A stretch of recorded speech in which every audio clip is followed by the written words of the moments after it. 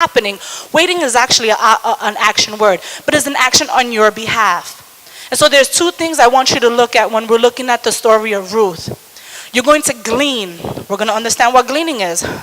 And you're going also to listen and obey. I want you to, I emphasize, I was doing it, I only had the word glean and listen, but as I kept studying, I realized that there was more than just listening. Because I could listen to your voice and you could tell me, Jasmine, this is good advice, this is where you gotta go, this is how you gotta do it. But it's until I do it that it doesn't work for me. So you can listen to God all you want. You can come to Sunday services or Wednesday services or do whatever you think is God. Like, oh yeah, I think it's God. But until you start to obey the voice when he tells you, I want you to forgive your sister or brother, then you're not going to move in victory. Nor are you going to grow. So there are two things I want you to get from this story. So for the word glean, we're going to read Ruth chapter 2 verses 1 to 7. So remember, we want to go do Ruth 1, 2, and 3. Ruth 4, we're not going to go into it, and I'll tell you why. But we're going to Ruth 2, verses 1 to 7, and it reads as this. Now Naomi had a relative of her husband's. Listen to the lineage. I want you to remember, context is important. So this is a relative of her husband. Remember what he said? Her husband is the lineage of who? Abraham, Isaac, and Jacob. You got it. Good. This is talk back. I like to talk back. And it says, Naomi had a relative of her husband's, a worthy man of the clan of Elimelech, whose name was Boaz. And Ruth the Moabite said to Naomi, let me go to the field and glean among the ears of grain after him in whose sight I shall find favor. And she said to her, go, my daughter. So she set out and went and gleaned in the field after the reapers. And she happened to come to the part of the field belonging to Boaz. Yeah, so happened, right? Who was the clan of Elimelech. And behold, Boaz came from Bethlehem. And he said to the reapers, the Lord be with you. And they answered, the Lord bless you. This is how they used to greet each other back then. Then Boaz said to the young man, who was in charge of the reapers, whose young woman is this? And the servant who was in charge of the reapers answered, she is the young Moabite woman who came back with Naomi from the country of Moab.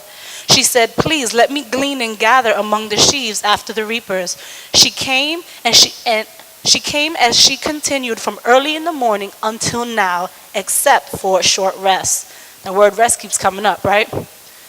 So the word gleaning, okay, she kept it up there. Okay. The word gleaning in the historical context means leftover grain and produce after a harvest. So what did that mean? What did Ruth do? So they had harvests back in the day they had fields of grain, right? Of wheat, right? And so they would go into the grains, the men, what they would do, they would take it up, and this was Boaz's field, and people would pay to get these grains. So what the woman would do when they would kind of like poor, they didn't really have much, they would go behind the men and kind of glean anything that they had, right? So Ruth knew she had to do this because Naomi, obviously we can tell by the text, she is old at this time. She can't have children, so that means she's probably like really, really old, right? So if I look at that word in the historical context, what it meant, obviously I'm not going to ask you to go to a wheat field, right? We don't have that in the Bronx. We may go to a factory, but we're not going to go into a field. So you may not really understand that. But you're gleaning for today, and this is what I want you to take it. It means to extract information from various places. You see, Ruth was a hard worker and was willing to wait as she waited. And she was willing to wait, and as she waited, she was working. She was able to take in all that God allowed her to take in. You have to understand that in your waiting season, it's not for nothing. God is going to allow you to wait, and sometimes it feels like nothing is happening. Sometimes it feels like you're only picking up the scraps. But I'm going to tell you, and I reassure you, that when you glean, while you're following whoever it is that you're following, we're hoping you're following a good leader, but when you glean, you're going to take in everything that God has given you, everything that God has designed, and everything that he has purpose for you. You're going to start gleaning and taking, and it looks like a little bit at first, but there's a point to it. Not only that she feeds herself, but she feeds Naomi. Remember this. As leaders, we will experience seasons of waiting, and that's okay. While waiting, glean from the people around you, the people who is willing to invest in you. Gleaning not only feeds you, but it feeds those people around you. Do you remember my first point when I said people are going to leave when there is drought? and people are going to go where there is food, listen well. As a leader, if you are not gleaning and you are not feeding yourself, the people around you will leave you. And not only they will leave you, but you are going to feel like you have no purpose.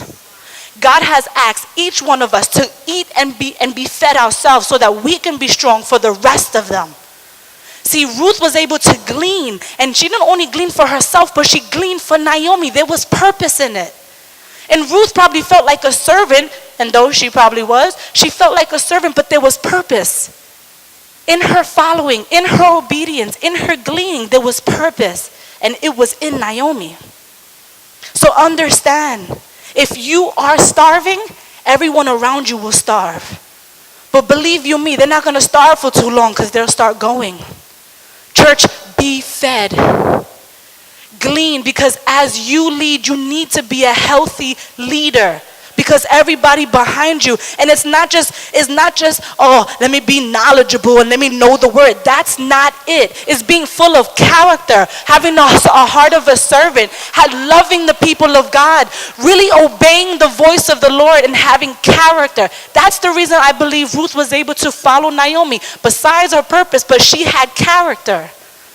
That woman did not go nowhere. She did not go to another husband. She did not sell out her daughters. She was faithful, and that's what Ruth saw in Naomi. But remember to glean in your waiting season, because you will starve. And you may be a great leader and you may look good in doing all the things that you do. But when you start to be empty and deprived of who God is inside of you, people eventually see that. And it doesn't matter the masses you have or the masses you don't have. What I'm trying to say is that you start to starve yourself. Don't be a starving leader. The second thing, like I said, listen and obey had to come hand in hand in this one. So we're going to read Ruth chapter 2, verses 8 to 13. I'll do that pretty quickly. And then it says, Boaz said to Ruth, now listen, my daughter, do not go and glean in another field or leave this one, but keep close to my young woman. Let your eyes be on the field that they are reaping, and go after them. Listen to those words. Have I not charged the young men not to touch you? And when you are thirsty, go to the vessel and drink what the young men have drawn. Then she fell on her face, bowing to the ground, and said to him. When I saw that part, I realized that Ruth had a heart of a servant.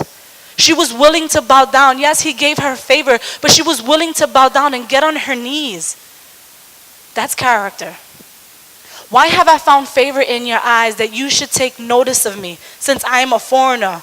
But Boaz answered her, all that you have done for your mother-in-law since the death of your husband has been fully told to me. How you left your father and mother and your native land and came to a people that you did not know before. The Lord repay you, for under whose wings you have come to take refuge. Then she said, I have found favor in your eyes, my Lord, for you have comforted me and spoken kindly to your servant, though I am not one of your servants. Do you see the posture that she took?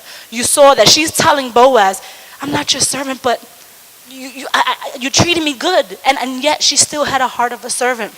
So there are three things when you listen and obey that happen to you.